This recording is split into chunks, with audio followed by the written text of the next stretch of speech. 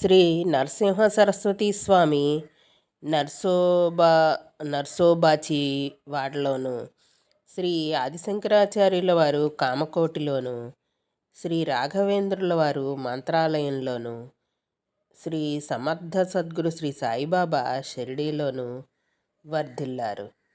ఆళందని జ్ఞానేశ్వరుడు, పైఠాన్ని ఏకనాథుడు వాళ్ళ వల్ల ఎలా అయితే ఆ ప్రాంతాల అభివృద్ధిలోకి వచ్చాయో, షిరిడి సాయిబాబా వల్ల షిరిడి గ్రామం పవిత్రమైంది. అలాగ వారి వల్ల ఆ షిరిడి అభివృద్ధిలోకి వచ్చింది. శ్రీ సాయినాథుడి ఉండడం వల్ల కాశీ రామేశ్వరాల వల్ల లాగా, గయా ప్రయాగల్లాగా, బదరి హృషికేశుల్లాగా, పండరి జగన్నాథుల్లాగా, తిరుపతి శ్రీశైలంలాగా, శబరిమల విజయవాడలాగా షిరిడి కూడా ఒక పుణ్యక్షేత్రం అయింది నేడు.